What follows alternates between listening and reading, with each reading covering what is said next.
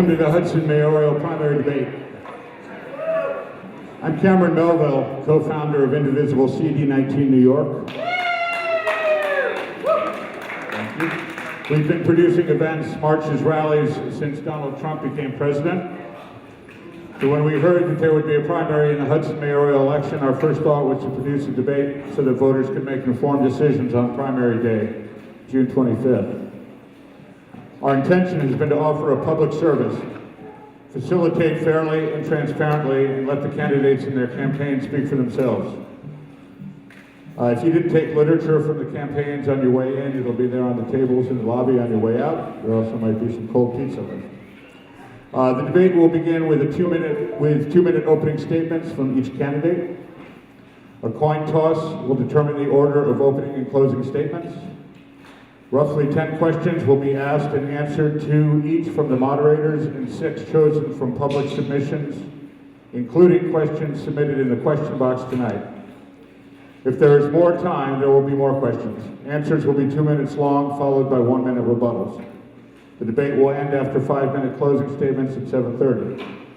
I'd like to thank WGXC 90.FM for broadcasting the debate live. I'd also like to thank my partners in Indivisible CD19, Randall Martin, for the sound system and live stream video. Johnny Ortiz, our organizer-in-chief, and Imby, our producing partner. We would all like to thank the moderators, Mary Dempsey, executive editor of the Register Star, and Carrie Teasdale, editor and publisher of the Columbia paper. You, audience of concern, soon to be informed citizens, and last and most important, our candidates, Incumbent Mayor Rector and Challenger Ward Alderman Kamal Johnson.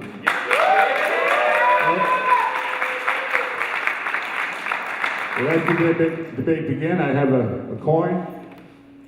Who's calling? Go ahead, Kamal. Heads. Heads it is. Yep.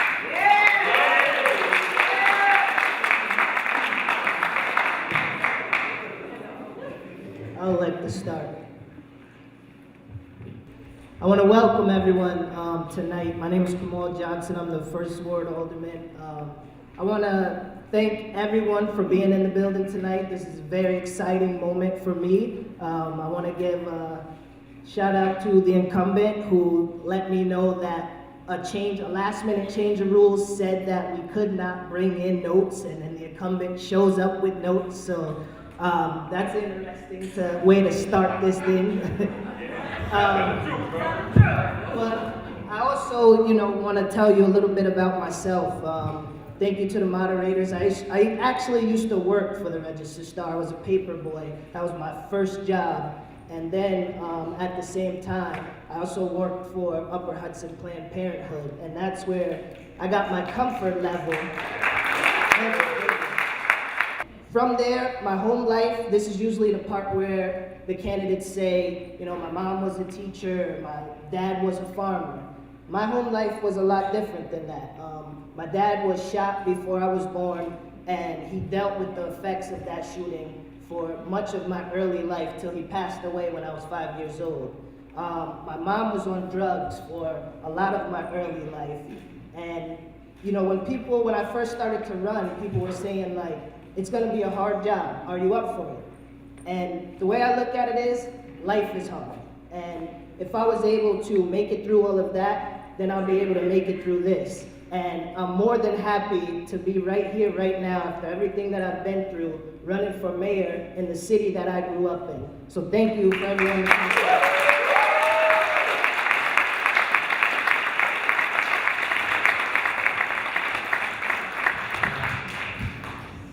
Thank you, Kamal. Thank you very much for participating. That little jab there. I don't have any notes at the podium. I want to thank everybody for being here, the audience especially, CD19 for making this happen, our 2 moderators, and lousy microphone that I'll hold, and all the volunteers that have made this happen. Wow. It has been the greatest privilege to be your mayor for the past year and a half, and tonight I'm going to humbly ask for another 2-year term and hopefully give you the reasons why I should have that 2-year term. 2 years is not enough time. I've been visiting Hudson. I wasn't born here, but I've been visiting Hudson for over 30 years. And over those 30-year periods, I watched this town change immensely. In 2009, I decided this is where I want to live, and this is where I want to make my home. Probably for the rest of my life. I love this town so much. Prior to moving to Hudson, I spent 35 years in the fashion retail business, where out of college I went to work for Neiman Marcus, became the youngest vice president of Neiman Marcus, moved to New York City, became the senior vice president of Bergdorf Goodman, went to work for Calvin Klein as corporate president of retail and retail development, became president of Isaac Mizrahi, division of Chanel, and set up a very nice little consulting business predominantly for European designers. When I finally moved full-time to Hudson, I decided that I wanted to do something and give something back to the community. I was very lucky to have been named to the position on the Historic Preservation Commission. I was chairman for 5 years and served on it for 6. I became alderman in 2015 by someone pulling out because they had to move for a job. I was elected 6 months later. I served on the police, economic development, where I chaired finance, and I have enjoyed serving this community. I look forward to another 2 years, and I look forward to a very healthy and productive, and I hope learning debate for us both. Thank you.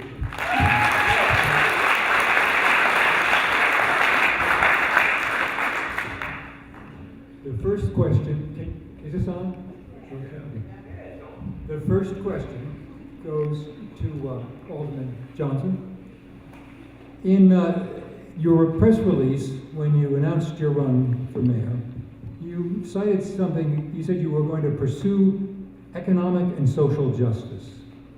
Can you give us a brief definition of what you mean by that term and what it would take to achieve those goals in the city? Yeah, thank you. And that's a great question.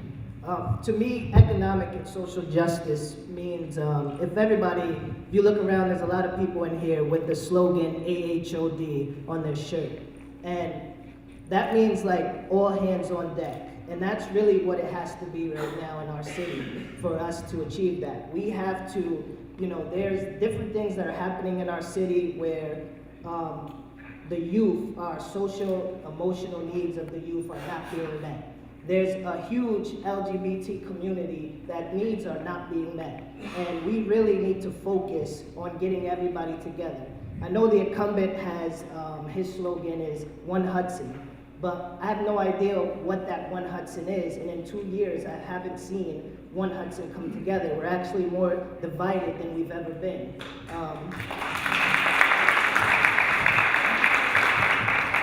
So for me, it's important to speak for the people that don't have a voice.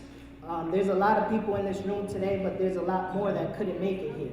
And even with the assessments and different things like that that happened in our city, we didn't speak for everyone in the community. There were the elderly that they weren't able to grieve or different things like that because they didn't have the proper internet. There was, a Bengali population that there was no translation services available for. So that's what social justice means, is standing up for everyone, regardless of color, regardless of sexuality, and bringing them together, all hands on deck. Thank you.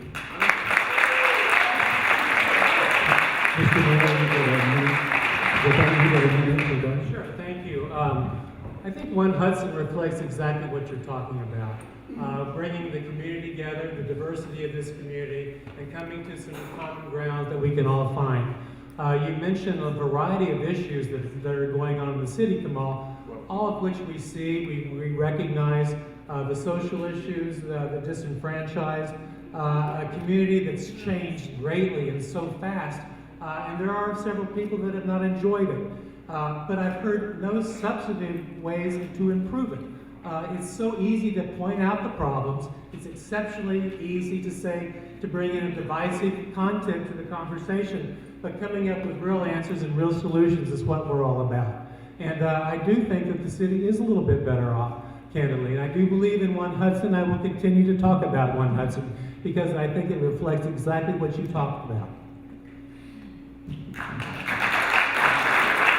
I get a rebuttal? Well, no, not at this point. You can Okay. use time, other time, but we're going to go on to a question for the mayor.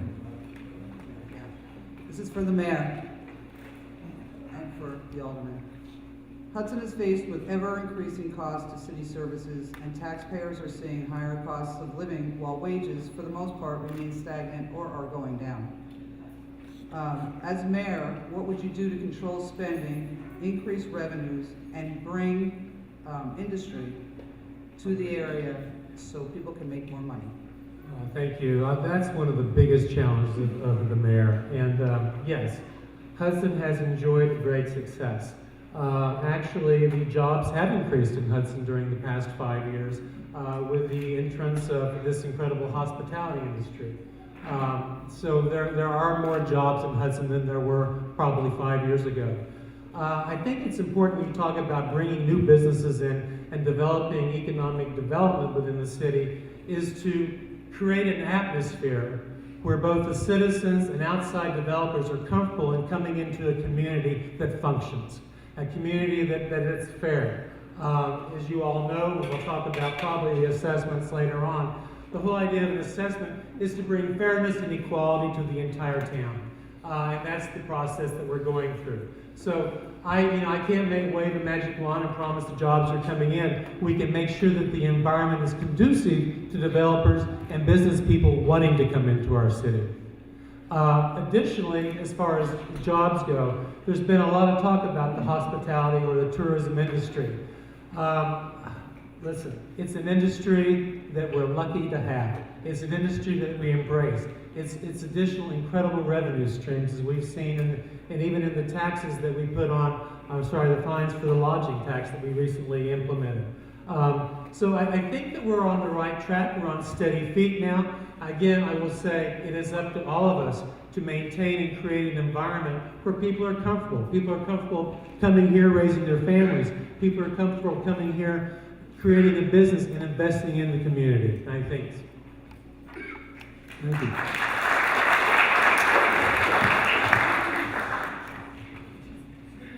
I think we don't have to wave a magic wand for jobs to be available. When I first announced my candidacy, I was reached out by a gentleman who runs a rehabilitation center outside of Hudson. And he came to me and he said, I've reached out to the current mayor many times to try to bolster a partnership with the city or any type of nonprofit where you guys can play a liaison with. And he said, right now there's a lot of people in our city who are looking for the nursing program, LPN, which is a licensed practical nurse. And he said, we're willing to, for free, provide the instructor for that. We just need a place to do it. And those salaries start at $52,000. And that's something that we can do with little of a lift. All we have to do is actually go out and do the work and be a liaison for people. We also have the DRI coming up. And if you know state grants, which I have a lot of experience in. Time?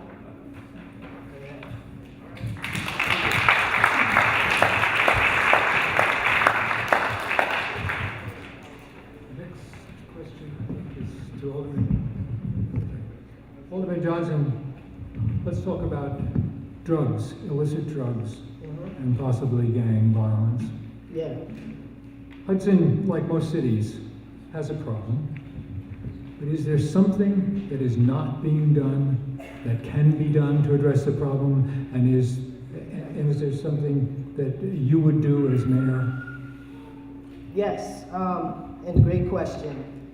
Being the only candidate on this stage with actual experience in prevention and recovery services, I can tell you that they'll say the line over and over, we can't arrest our way out of this. But what we can do is educate our way out of this, and we can start by those that are our youth. And one of the things that I've done is I ran a program where we gave out scholarships, and two students from our city received $10,000 scholarships in that program.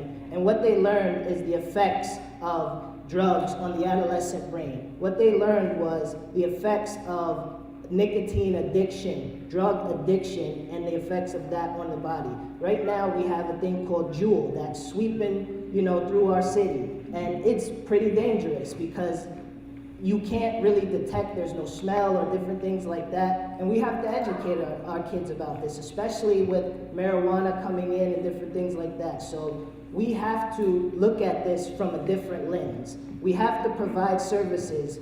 There's a prevention committee that the Department of Health does, where they do a ton of work, and we have to partner with them on the city to find out. They're working on what is it called? A manual, basically, of all the services in Hudson for recovery. And we need to distribute that in places where it can be available for people. So it has to be something that, as a city, we take hold of and we don't let go. Thank you.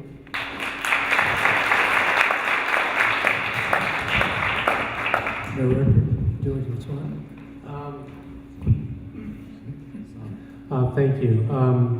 While I have not been involved in recovering programs here in the city of Hudson, I've witnessed the drug abuse and the ills that come with drugs through my family members. I've had a nephew that died, one nephew that's been in and out of both rehab and jail. So it strikes home. And the opioid crisis is one factor, and it's a huge factor. And I'm constantly amazed throughout walking through the community of recognizing or seeing people that I think are functioning normal, but they're actually on some sort of drugs. I think we can do better as a community. It is education. Kamal is absolutely right. It's education. It starts at our youth, but it's also giving people a leg up and helping them through the recovery. We are not doing nearly enough as a group of citizens in the recovery process, and while that's predominantly a county issue, I would like to see us do a lot more.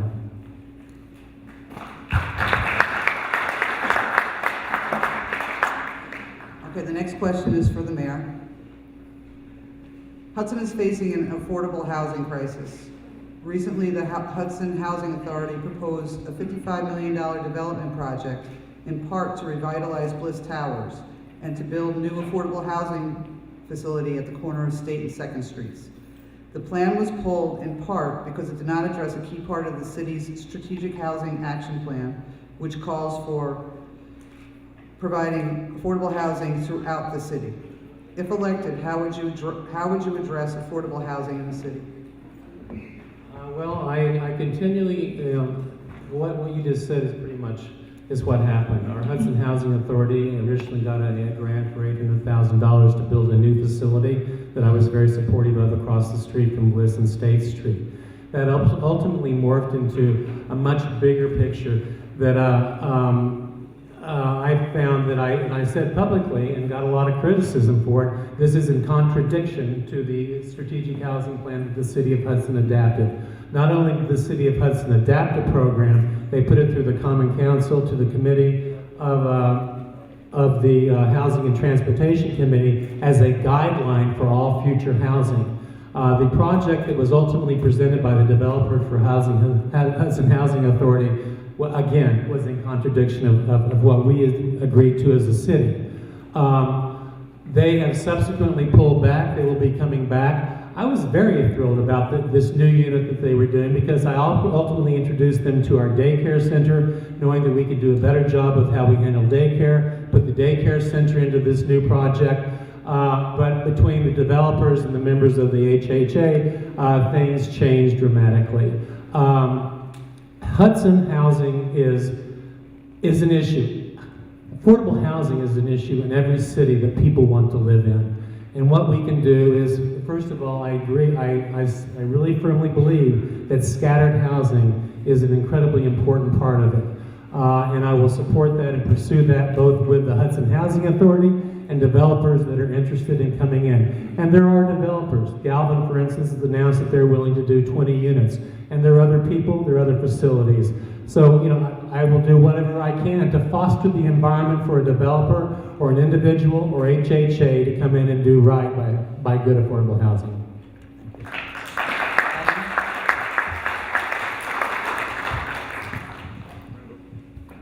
Now, there was a housing needs assessment that was done. And in that assessment, there were strategies on how to bring housing to Hudson. That has not been looked at all. And what we need to do is, and what I would do in my first 180 days as mayor, is look into making things shovel ready so that developers come in and they see exactly what the soil is, what they need to do, so that we're cutting the time for people to come in and develop. We also need to look into inclusionary zoning. There's a lot of vacant buildings around this city, and we need to look into developing them and adding on that they have to specify certain units that are affordable for people. And when I say affordable, I don't mean just subsidized. I mean for people that are working class. One thing that we've done in the past few years is abandon the working class.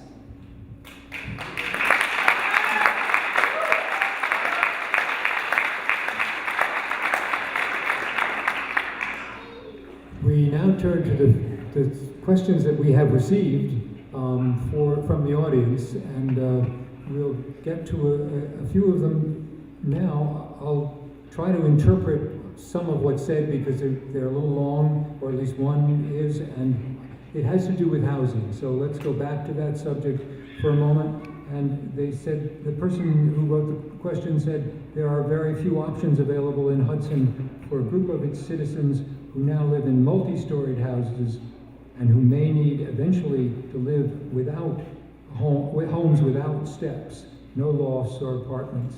And how will their needs be included in Hudson's planning for the future?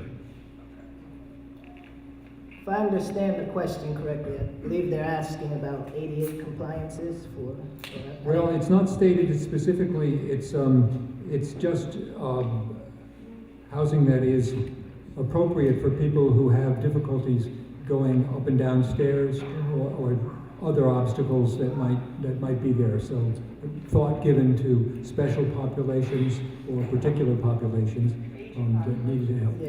In aging, yes. Yeah, I mean, that's something that as mayor, we need to look into. And I'm not a mayor that's going to have all the answers, but I'm a mayor that would know to look for help and know when to ask and to research. For that particular question, I'm not sure how we would attack that issue, but with research and with the right people together and the community helping out, I believe that we can find the right answer for that.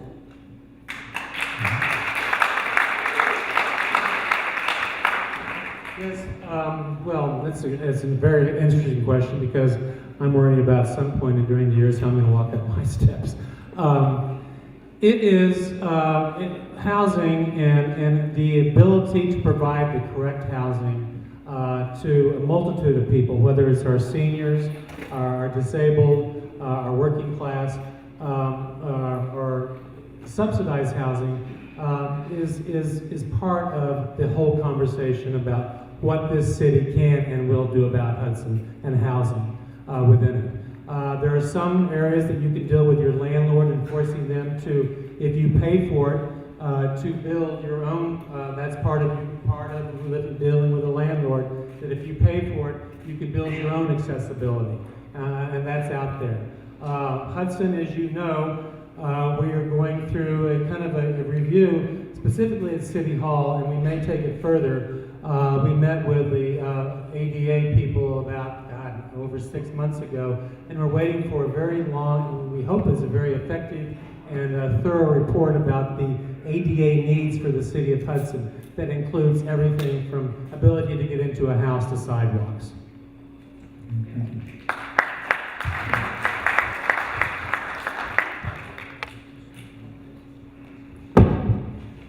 You can hold on to it because you're getting the next question.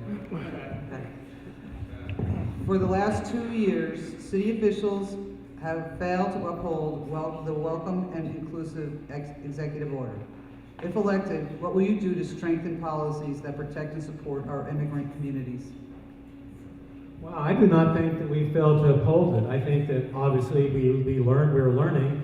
This was put into effect, I think, in 2017, 2018. It's not perfect, but I am extremely proud of our police department in general and the ways that they have handled it.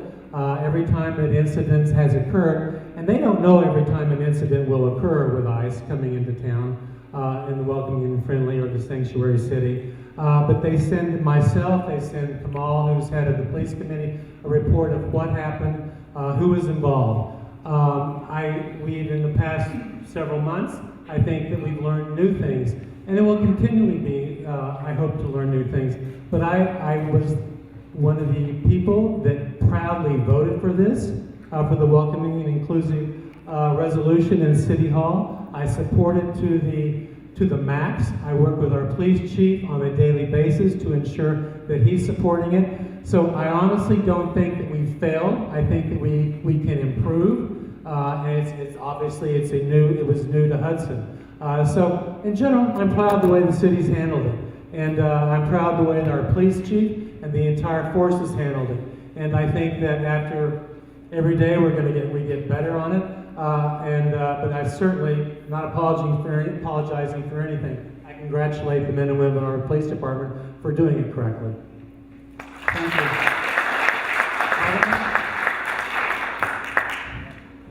I actually agree that we failed as a city. And I don't say that on behalf of the police department. I say that on behalf of leadership. When the head of the sanctuary movement, one of the directors, Brian McCormick, when the incumbent was sworn in, they had a conversation, and he said that we need training for officers to identify certain warrants. The mayor never followed up on that commitment to follow up with Brian McCormick for that.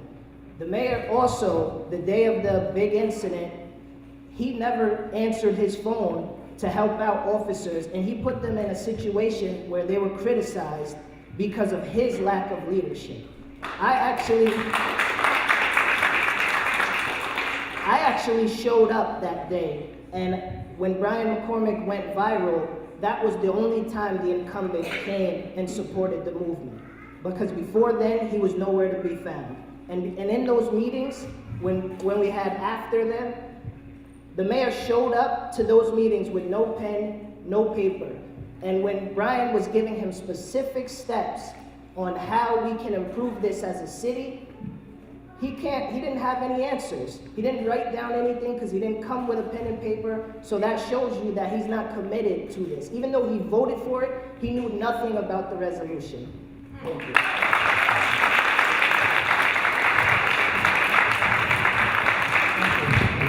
We have another question from the audience, and it is that please give us your ideas for easing the increasing parking congestion. Specifically, do you favor putting parking meters on the 200 block of Warren Street, and how much does the city bring in now for meters and tickets? That's the question. I think it's me. I don't agree with more parking meters. I think the city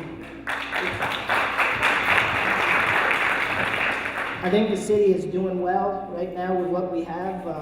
In the first quarter, I believe they've raised $90,000 just alone on traffic. So we don't need to punish our citizens anymore by charging them.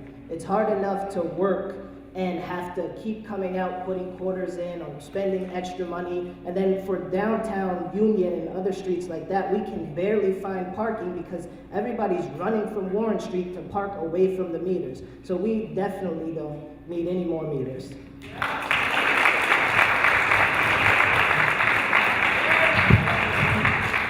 Last year, we do have a parking problem in Hudson, and it's quite obvious if you're trying to park, certainly around Warren Street. Last year, I went to our grant writers and I asked for a $3,000 study to do about the parking, especially in relationship to the $10+ million that we will be putting in for the DRI. We need to know what our traffic problems are. Yes, I don't agree necessarily we need additional parking meters. We need striping below 3rd Street. I think that would greatly help. But the fact that, unfortunately, what Kamal said, a lot of our merchants are utilizing Warren Street parking, just running out and putting quarters. We have public lots that we encourage our merchants to utilize. The Warren Street parking is hopefully for visitors and people coming in to spend money, to visit our shops, our restaurants, and our stores. We don't need additional meters. We probably need better control. We need a better idea of actually what we're going to be doing in the next 10 years with parking, especially with what regards to what's happening with the DRI and additional building and infrastructure. I think it's my turn.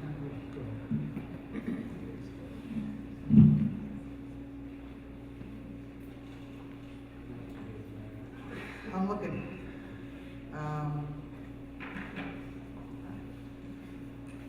This is for the mayor to start off. Please explain the various city funds and how tax dollars flow to each of these funds. Well, the City of Hudson has 4 budgets. The main budget is the general budget that we all know and love dearly. We also have a separate budget for water, sewer, and the cemetery. Every year, the BEA, the board, we get together and determine, working with each department, what those specific needs are for that department. Then we blend that all together, determine what's right, what's wrong, how much we actually want to raise taxes or lower taxes.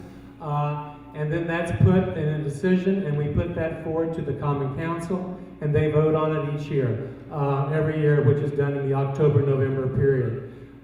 It's a pretty easy, not always easy, but it's a pretty straightforward process as how the city does that. When we agree to the amount of money that we will need as a city, then obviously that's put forward. We have meetings with taxpayers, we have meetings with the council members. And it's always interesting to me that very few people show up at these meetings. Currently our budget is around a little under 12 million, I think it's 11.7. And that comes out of your pockets. And that's where I would like to see a lot more community involvement. But it's done every year. It's based upon a lot of our income, obviously, and the income is heavily oriented towards property taxes, and property taxes are then turned into determining what other needs we have to have as a community, and that's how we come up with, and we've been living with about a 3% budget increase over the past 2 years. Alderman? I think it's important that we look at all the budgets and we make sure that we're getting our bang for our buck. There's a lot of money being spent in the city, and it's not really, there's no transparency from administration. And that's what I would bring to the table, is transparency and an actual relationship with the school district. Right now, the school district has a vote, and citizens are actually scared to vote for that budget because of assessments and because of the taxes that are being punished. And we need a real partnership with the school district so that we're giving voters and we're giving citizens the exact information they need to make informed votes. And that's one of the big things that we really have to do with budgets. We're dealing with a mayor who, he wanted to cut 2 lifeguards to save $2,000, but he sat and said nothing when it was proposed to spend $140,000 to brand Hudson. We have to be smarter than this.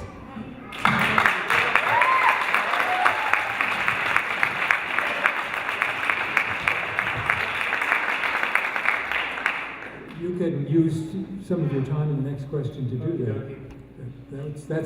The time is your time. I think we've pretty much gone through the questions that we received. And I think it'll come back to us at this point. And one of the questions I wanted to ask, I think, is it the mayor's turn on this? Losing track. I apologize. Pardon? It's Kamal. Okay, then let's go there. Alderman Johnson, there are wonderful things about Hudson's recreational facilities, and there are some not so wonderful things about the recreational facilities. One in particular has come up in recent months, which is Oakdale Lake. What can you do specifically to improve the facilities there, or what would you do as mayor? Yeah, that's a great question. And One of the things, there's a group called the Friends of Oakdale that I've been working with since they've been in fruition. And they have a great plan for Oakdale that, as mayor, I would be fully on board with. One of the things that we also have to notice is that the youth center, their budget is in charge of the entire Oakdale Lake as well. And that's something we have to do as a city because Oakdale is falling apart. And we have the largest camp in the county that resides there. And we can't continue to overlook these things. And Oakdale has now become a priority for Hudson, which is amazing. And I want to give kudos to Tamara Adler and her group. And I want to make sure that we keep that progress going because our facilities, our youth center and Oakdale are falling apart. And we really have to put first foot forward to make sure that they're our priority.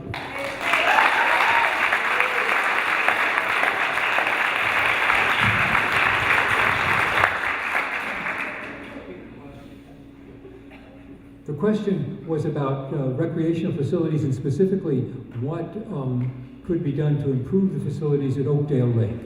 Great.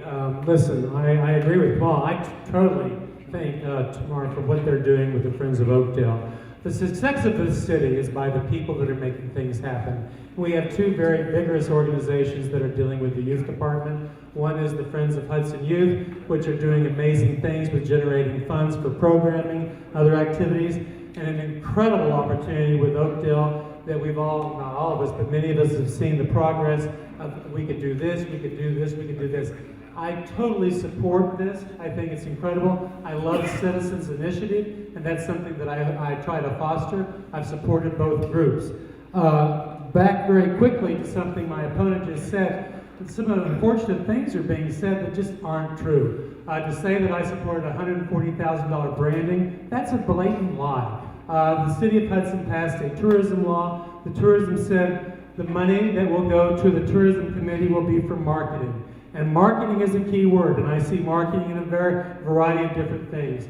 Marketing could be, this is what I believe, it doesn't have to be towards tourism. Marketing should be looked at anything that enhances a visitor, a resident, or a tourist coming to Hudson.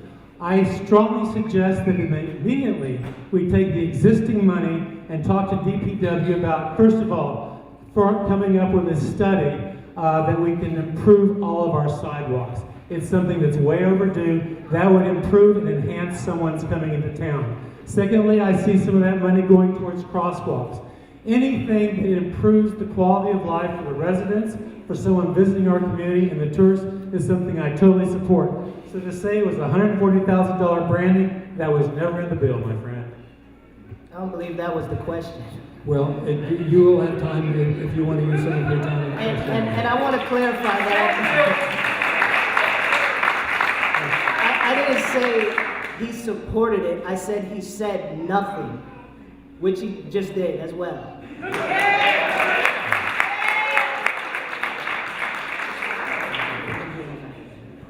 We're going to have one more question, and then we're going to take questions from the audience. Okay. So this is to the mayor. Would you support moving city offices, including the youth center, to JLE? Why or why not?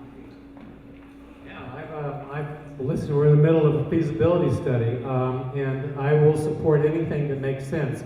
Currently, I think in 2019, Hudson is evaluating all of its real estate, and JLE is an incredibly important potential aspect of our future. The City of Hudson probably needs about 25 to 30,000 square feet, including a new youth department. JLE is approximately 90,000 square foot. What we do with the remainder, we can talk about, share it with the county. But the feasibility study that I supported, that I went through the vetting process along with the committee, I think we hired a great organization that's coming through that will give us some very good information about the real possibility of moving to JLE. And that would incorporate a new youth center and facilities for the City of Hudson. I've additionally, this past year, we've done a feasibility study on making City Hall ADA accessible. In 2019, it's amazing that we've gone year after year without providing ADA accessibility to all government facilities. When I first became mayor, I moved the parking to the ground floor from the second floor, just so anybody came into City Hall, that was able to gain access to City Hall, could do everything on the main floor, including paying taxes, DPW bills, and parking, and dealing with our city clerks. So I look forward to seeing what comes about the JLE study. And we also additionally have done an appraisal on all of our buildings. It would be, obviously, and I mean this, and I've said it to Nick, and I've said it year after year, my goal is to get a new youth department. And if it means that we can do it in JLE, that would be fantastic. If we have to build a new one, Oakdale's a possibility, or other spaces within the City of Hudson. But these are things that we will be evaluating once we get all the information and start reviewing the various data that will be coming through. Thank you. Alderman? Yes, I would definitely encourage the youth center to be moved to JLE, but it has to be done the right way. We can't have it there with all city services, because it just wouldn't fit. It wouldn't be a right fit for our youth. And we could have things like there's youth outside, and we'll have people that are used to having their own space and saying like, oh, there's kids out here, dribbling basketballs by my car. And there was one ideal that the kids would enter from the back of the JLE. And I don't want that for our youth. I want us to have a space that we can be proud of. And one thing that we have to do is we have to make sure that our youth know what they're worth. And whether it's JLE or St. Mary's or any other of these places around the city, we have to go forward with this and make sure that our youth are a priority.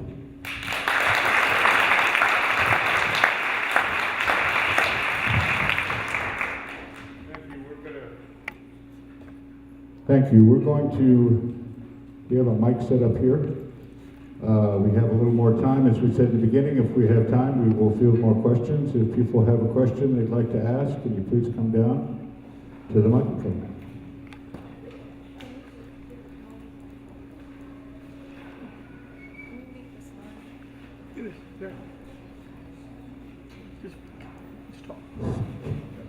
Actually, I just want to go back and give Kamal, he got cut short, unfortunately, on the timing of one of the questions. If you wanted to go back to the state grant issue and take another minute, please do. We can move on. You're good? Yeah. Okay, Kamal.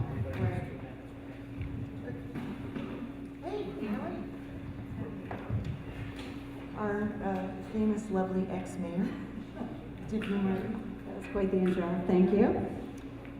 So, to both the mayor and the alderman, can you please explain the basic civil service rules so we can all better understand how the city is required per New York State law to hire for positions and at what rate? And there is a major outcry right now for D&I in hiring in the city. However, we know that there are roadblocks per state law.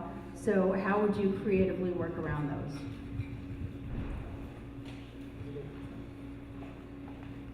Well, with civil service, there's always a provisionary period where you can hire, but then they have to ask for a test. And then when you take that test, then once you are in the top 3, you can be hired for that position.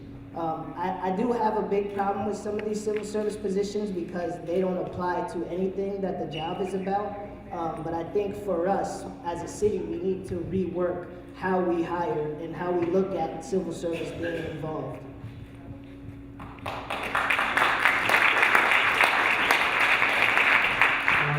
Yeah, civil service is what it is. It's been an interesting experience for me coming from the private background in dealing with the governmental agencies and civil service. Specifically, I've worked very closely with the youth department in civil service in defining, because there is the truth. Some jobs are not reflective of what the actual needs are. So it's our responsibility to make sure that we are doing it correctly and giving them the correct information. Is it arduous? Yeah, dealing with any government agency becomes difficult. Can the city change the county civil service? Very doubtful. Can we work very closely with them, ensuring that whatever we're doing is that we're doing it fairly, equitable, and according to the law? Thank you both.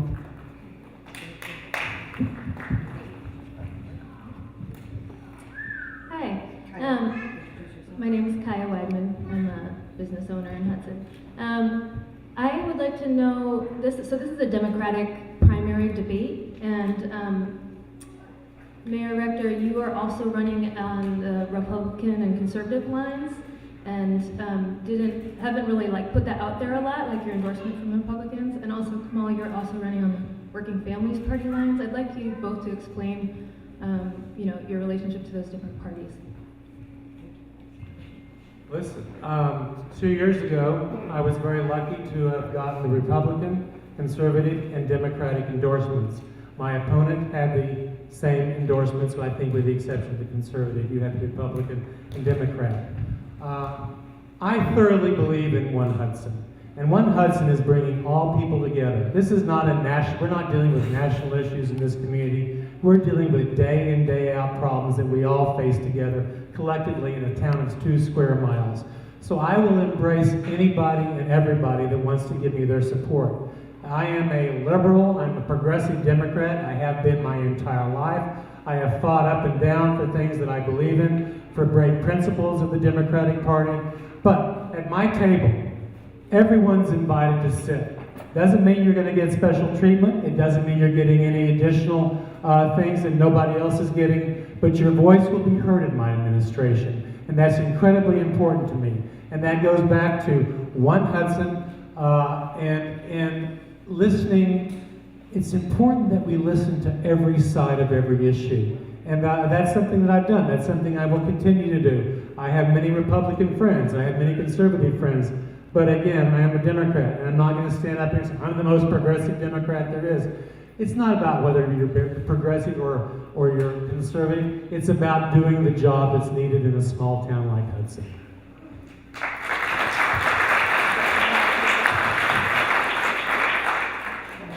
My first campaign, I ran on all parties because I really wanted to identify with every voter. I wanted to get my name out there and I wanted to be known. And once I did that, I understood that you have to make a choice now. So I didn't go after the Republican line on this campaign. And I know that the mayor did, and that's fine. But I would wish that he would just be transparent about it, because he posted a status that said, thank the Democratic Party for their great endorsement. And you didn't do the same thing with the Republicans, so I don't know if you're embarrassed by that or if you're just trying to keep that as a secret. I also was endorsed by the Working Families Party, and that's a very important endorsement for me because I'm fighting for working families. And when I was first endorsed, and if you know Hudson politics, the Democratic committee, it's all over the place. And they were really the endorsement party that really took me under the wing and taught me how to campaign and how to be a politician and how to be for the people.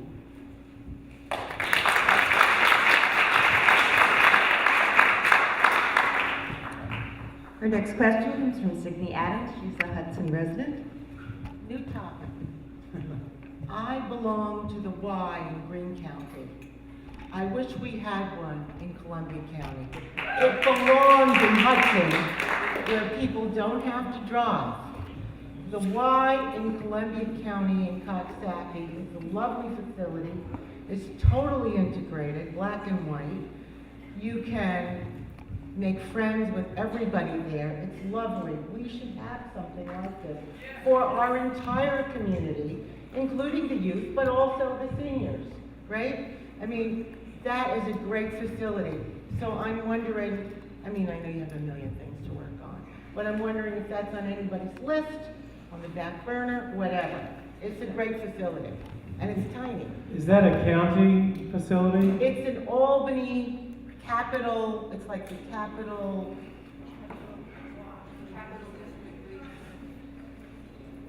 What'd she say? Wow, I would love a Y. I think it would benefit everyone. It absolutely and hurt would. no one, and add to the youth, add more for the youth. So I'm just bringing that up to the community. And if anybody needs me to work on it, I will. I have never heard it discussed, a Y in the city of Hudson. It's a great idea. It's probably a great idea for the county, and Hudson would be its natural place. And you mentioned additional facilities that would help and enhance the youth of our department, the seniors of our city. And the seniors of our city are something that I'd like to talk about for a quick second. We have a really nice facility for the seniors that they utilize 5 days a week, often on the weekends if there's special events. But it's an incredible facility that we partnered with the Columbia County. Columbia County sends meals over. My opponent is head of the youth, seniors, and I believe school, education. And being the importance of our seniors in this community, have you ever visited the senior center while they're there in action and worked with them during a lunch or a moment? Because candidly, I hear you've not been there. And there's a lot of emphasis on what's going on in our youth department, but very little conversation ever about the senior center. I don't know what that had to do with the YMCA, but so I would love to see that. And for someone that I'm all about community programs, that would be extremely important to me.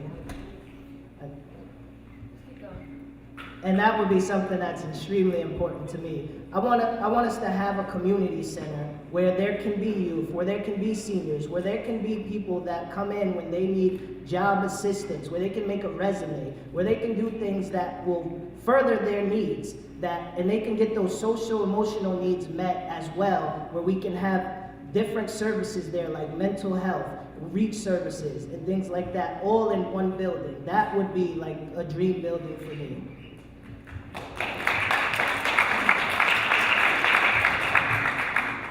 Julie Metz, Hudson citizen. Hello. My question today is about Galvin, and my particular question is we have a nonprofit. Some of their properties are being taxed, some are not being taxed. They own, as I understand it, something in the neighborhood of 80 properties. One of the reasons I supported when Rick ran the last time was that it was my hope that someone would put some pressure. Obviously, they own the property. You can't make them not own the property. But what can be done to provide some kind of incentive or some kind of public pressure to get this organization to renovate some of these properties? I'm very hesitant. I was very opposed to giving them a penny from the DRI because they have shown no follow-through whatsoever. We've watched many other buildings get renovated and apartments made available to the public, and yet these properties just sit and sit and sit forever, and it just feels like an insult, frankly, to the city. So I'd like to ask. I know, Mayor Rector, that you are acquainted with Mr. Calvin. I'd like to ask each of you what you are prepared to do to make, to put some kind of pressure here to get this organization to step up. A library is not enough. They really have to make housing available to people. We're talking today about a housing problem. Thank you. Well, Julie, you're absolutely correct. The Galvin Foundation, I don't know how many properties it ultimately is, About 80 plus. And they do things in their own slow way. And being an acquaintance with them, as I am with many people, many investors, developers, or whatever in the city, I constantly am asking and pushing them, but there's little I can do. The Common Council did put through a vacancy fine. I'm not sure that's going to affect them that much, but it is frustrating. It's particularly frustrating when buildings that have been standing for quite some time have to be demolished because they've not been taken care of. Some are falling apart. And from my historic preservation, that breaks my heart. So I think that we continually must work and ask them. They are working on a plan to provide 20 plus additional housing units within some of their properties. Oftentimes, and they do pay a significant amount of taxes. However, there are many that are not taxed. Yeah, well, they did bail out housing resources on all those properties, and those properties are not taxed. So yes, I will continue as a citizen to push them, but honestly, as private property, there's little we can do other than hopefully all of us join together and collectively say, urge them to do better and quicker and faster. I believe we are, Randall, can you give me some? Oh, hold on. Well, I got, Can Kamal respond? yeah. Yeah, I think that we just need to have more transparency from the Galvin Foundation. They need to be at the table, and we need a spokesperson so that we know their exact plans and we know what's going on with property, so we're not out the loop. I don't think we all need to come together to get answers out of them. That's what we have leadership for. And if the leadership will not do that, then we have to remove the leadership and get someone who will get those answers for us.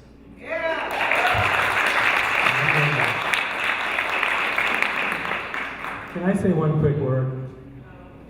We're at time now.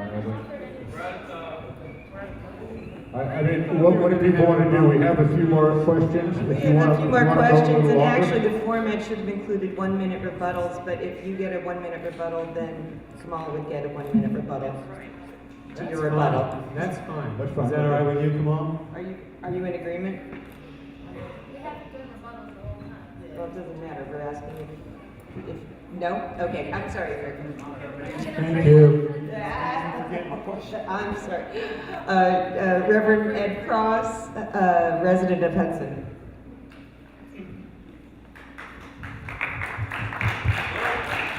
This city is slowly but surely becoming affluent.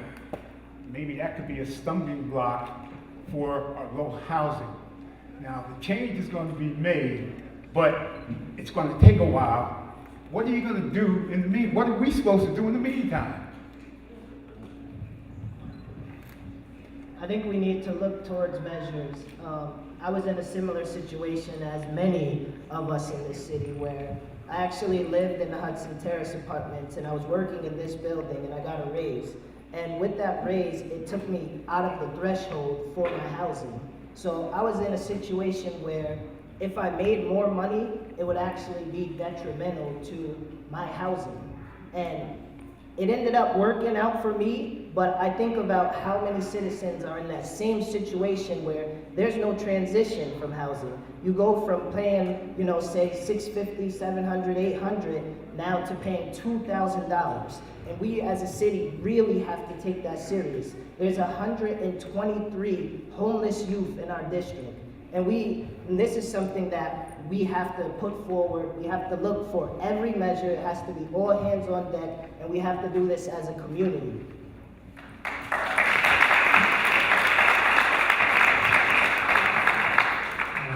Talking about, and Reverend Grant and I, we've spoken about this before. When Hudson, the mayor, Tiffany Martin, decided to do a housing task force, I thought it was the most interesting thing because it became a tandem project of the DRI.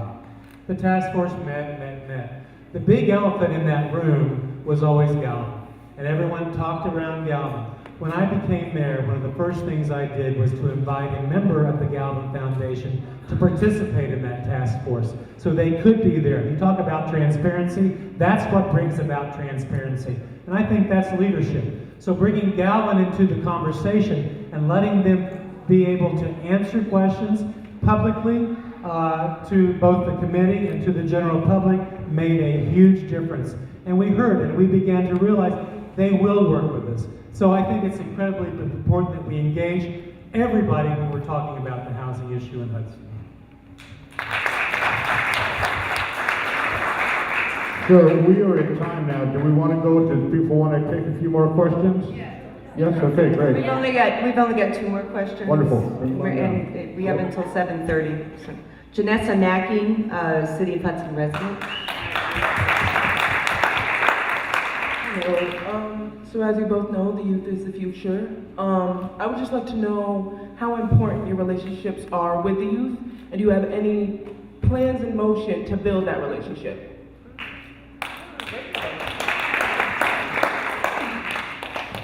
All right, this is my subject. One of the things that's important with our youth in Hudson is, like I've said throughout this debate, is meeting their social emotional needs. We have youth at the youth center right now that have experienced shooting. They've watched family members be shot. We have students there that are suffering from being molested and different things like that. So we have to focus on that. We can talk about a new youth center, and we can talk about the number of youth, because I know a lot of the city leaders are saying we need to close the youth center because there's only 100 kids there, or we should bolster the numbers so that there could be 150 there. But instead of looking at the number of youth, we need to look at the quality of programs that we're providing to them. And that's what's most important.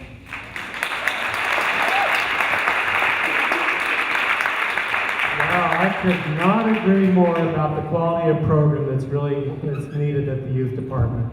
I have voted 5 budgets where I supported a large increase for the youth department, and every time I've had a chance to vote. I've also supported every incremental budget throughout the year to give the youth department the necessary funds. I met with the director of the youth department throughout the year and coming up with, hey, we need to do this, please take it to the common council and do it. 2 years ago, we had a budget that cut back on programming and increased the personnel. This is not the right thing to be doing for our children. Once a child is in our youth department, it should be an experience that both enhances their future, enhances their learning ability, and addresses the incredible issues that you brought about, the problems that our youth are facing. And that can be done through effective programming and having skilled people there to work with them. I'm thrilled too that we just recently hired a new programming director. I think that will make a world of difference. But Kamal, I could not agree more. We need to be working with these children. It's just not a place to hang out, play basketball. It is a place that I think that we can give substantial substantive programming and a lot of help that they do need in today's times.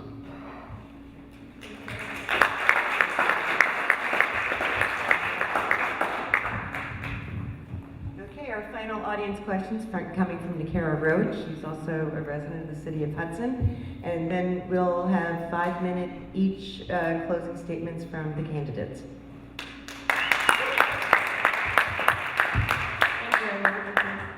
Thank you. So I kind of have 2 questions, even though we were only supposed to have 1, but I have 2. So first, how important is it to you to obtain human resources for the city? And also, how will you address gentrification in Hudson if you are elected mayor?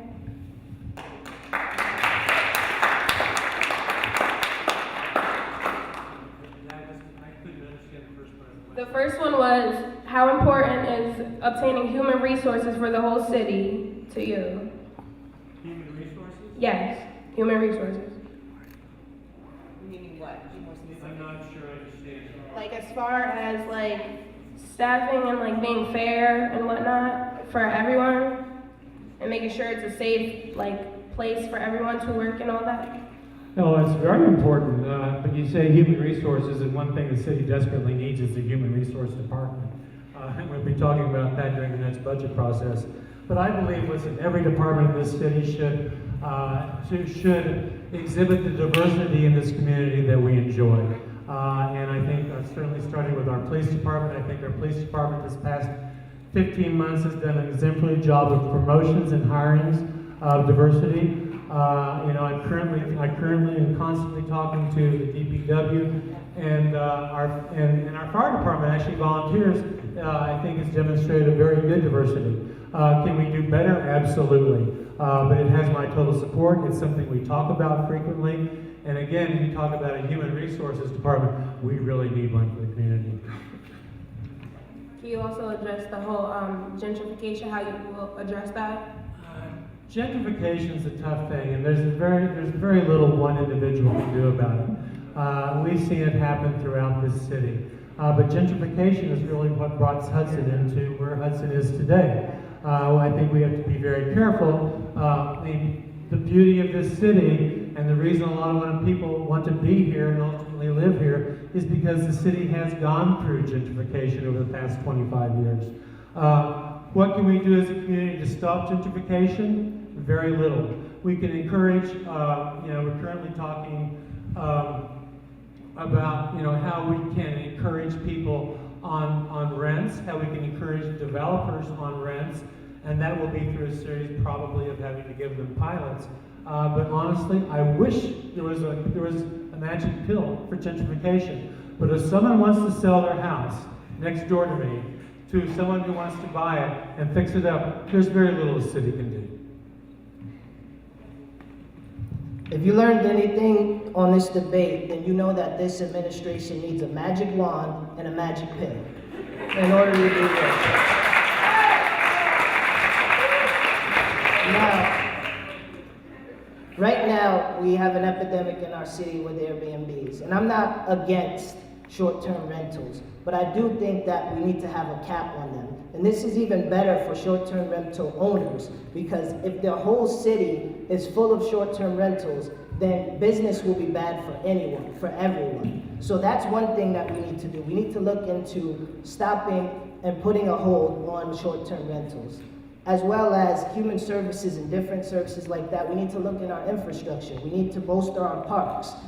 We need to look to improve our entire city, and to do that, we need leadership to do that. Now, I let the mayor off the hook on the last question when he started talking about the youth, but we also have to address the elephant in the room that the mayor removed the director that he says he works so well with from his position and rearranged him. Now, one of the things that the incumbent runs off of is being a businessman. How can you remove a supervisor, rearrange him, and not have a second in command, and then hire him back the next day with no explanation and no transparency?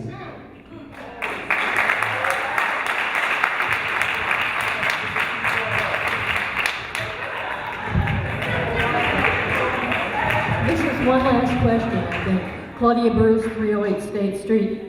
I've been working diligently and spending a lot of time with the assessment of business that's going on, the mess that's going on.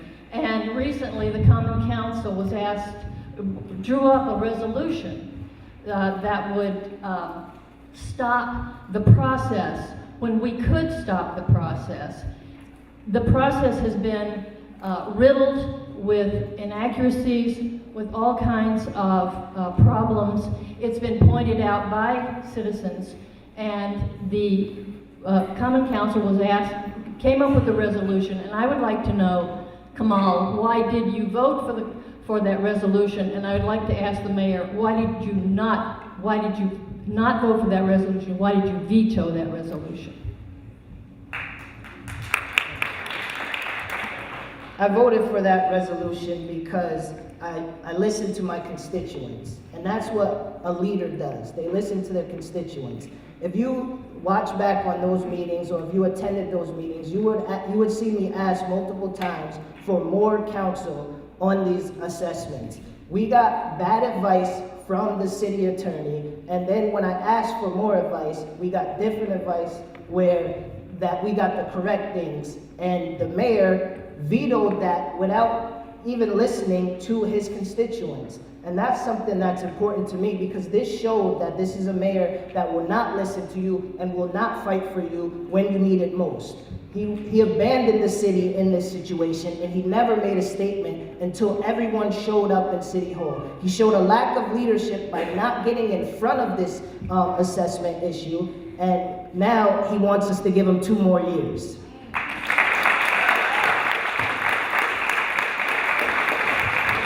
Honestly, Paul, I showed leadership in vetoing both those resolutions. The assessment process is a very complicated process. Hudson had not had one for 7 years, I believe, and anybody living in this community knows that property values have escalated.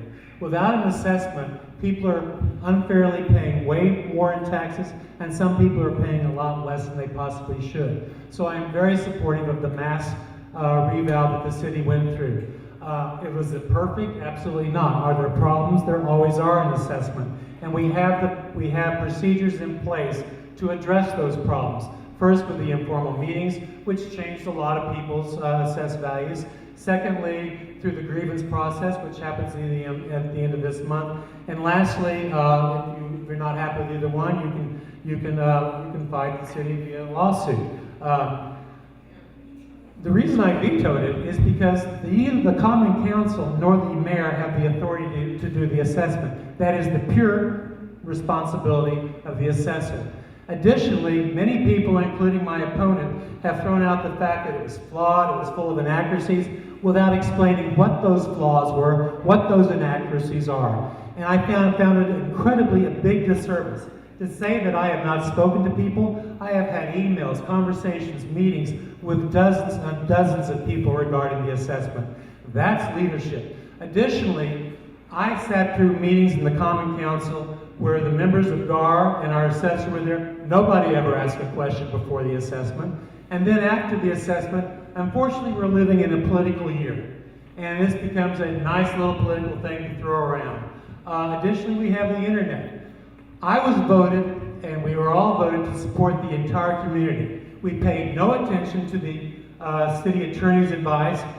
You never met with the assessor. You never met with GAR independently. These are people that I was talking to every day on a daily basis. I met with my constituents, and as did I. And also, when he vetoed that, I didn't give up, and I didn't say, well, the veto just happened and the game is over. We went and knocked on doors, and we went and met with citizens and taught them how to grieve. We also put information on my website on how to grieve, and we met them each way, and that's real leadership. No. Sorry, I'm going to have to shut this down, and we're going to be going, it's almost 20 after 7. Each of the candidates have a 5-minute closing statement, and I believe Kamal, you go last, is that correct? Correct. Which means Rick, you go first. Thank you, and I may change my last 5 minutes. The assessment again has been a big conversation, and I do think as the process is not perfect. It's fair, it's the same process we've gone through for many years. The same group of people usually grieve. This year it became a political football. For that I apologize. But it is up to all members of the Common Council to ask the questions, to meet with the assessor, to meet with GAR. And specifically throughout this resolution, it was done and particularly told by an anonymous group of people. I represent the entire town, and as does our assessor, and GAR was hired by the Common Council and myself to do the assessment. I thank everybody tonight for being here, especially CD19, our two wonderful moderators, all the volunteers. What a great opportunity to hear both of us talk about how we see Hudson. I don't believe in a magic wand, nor do I think you're the perfect magic wand. But I do believe that the city's on the right track. It has been such an incredible honor and privilege to serve as your mayor. There are so many assets in this town that we all talk about, whether it's our history, our buildings, our architecture, our river. These are all things that people say that these are the attributes that make Hudson, Hudson. To me, it's very simple. What makes Hudson, Hudson are the people in Hudson. And the people in Hudson are a very special group of people. It is a privilege on a daily basis to work with the people, to talk to them about their issues, the problems they're facing, and their ideas about the future. And believe me, my door is wide open, and I'm accessible. One of my greatest joys for people that know me see me driving around this town, up and down Warren Street, throughout the neighborhoods, and many wards of Hudson, celebrating and enjoying every aspect of this community, both the good and the bad. I'm going to take up a couple of my seconds as we quick drink of water. Thank you. Both the good and the bad.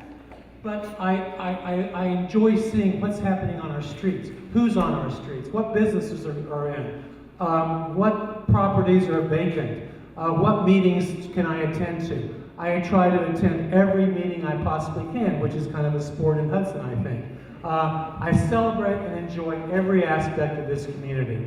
And this community is made up of people. And it's the people that will make the difference in and how we succeed in the future. It's the people of Hudson that will make sure that the people that are not enjoying the relatively strong success and growth, that they can start participating. I have a lot of faith. I have a lot of faith in the initiative of the individual, and I think it's incredibly important that I always create an atmosphere or sustain an atmosphere where people feel that they can take on initiatives, such as the 2 programs I talked about, the youth. We have 3 or 4 that have happened.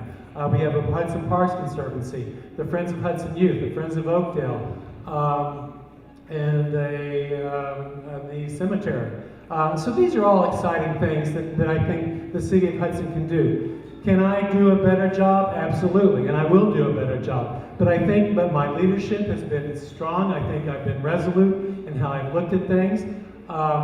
This is a city that I love, and I use it. I think it's, I decided to make it my home. And ever since then, I've tried to participate as a volunteer, and now as your mayor, and bring, I think, measured, experienced leadership to the job. I heard several times transparency. I don't understand where there's non-transparency. Most every meeting we have is public. And I know that in the youth department, and we can talk very quickly, what happened last year was something that upsetting moments of my life. I have every faith in the ability of our youth department to do good things. We spend a tremendous amount of money in our youth department. There are 23 organizations in the city that are involved in the youth department. I cannot tell you how much I appreciate your support, how thrilling it's been representing you. I am standing here humbly saying it has been the greatest honor of my life to be the mayor of Hudson, and I really ask for your support and vote on June 25th. Thank you very much.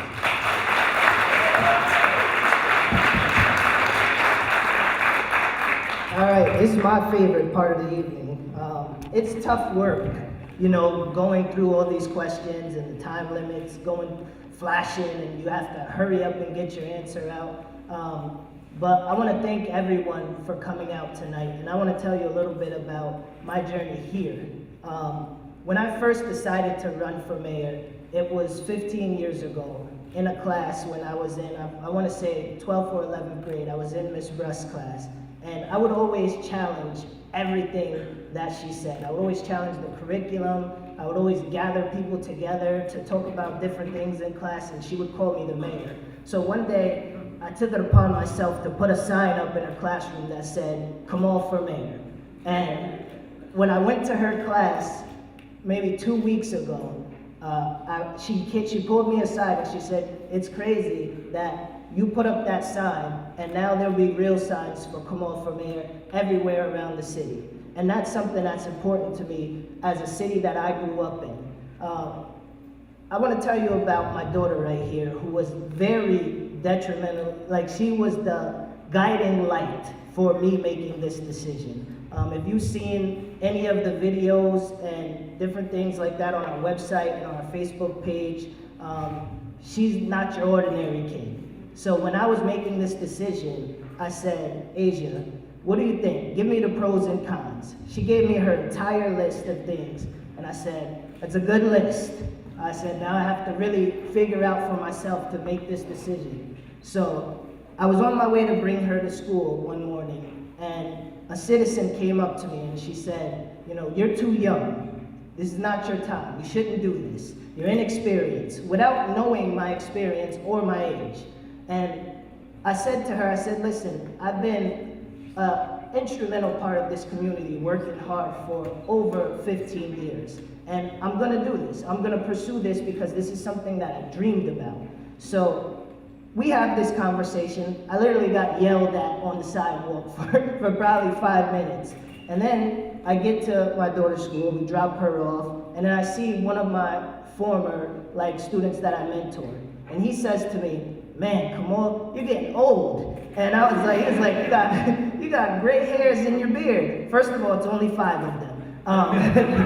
But now I'm having a complex because I don't know whether I'm old or young. So I tell Asia, she's like, are you gonna make your decision to run? And I'm like, I'm gonna make it today, but I wanna be sure that, you know, it's the right decision for us as a family and for the city. So I dropped her off to school.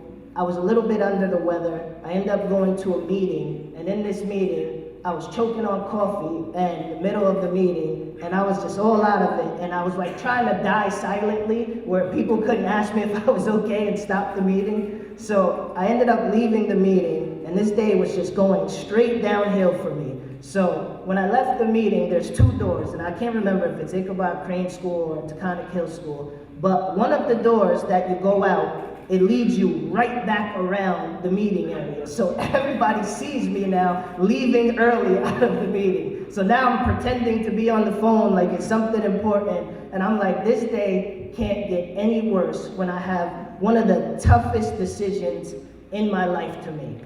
So the day goes by, I pick up my daughter from school, and she's really been kind of my campaign advisor. Assistant. That's a thing. So I pick her up from school and she says, I got the answer for you. So I'm like, what are you gonna say? What do you have for me? And she says, doing this will show me that you're fearless and that you will do anything, and that teaches me to be fearless.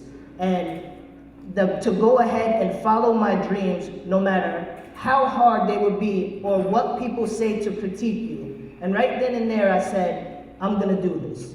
And I'm telling this story not to tell you about my bad day or not to tell you about my amazing relationship with my daughter, but to tell you how a person half your age can point you in the right direction. Let's make the right choice on June 25th.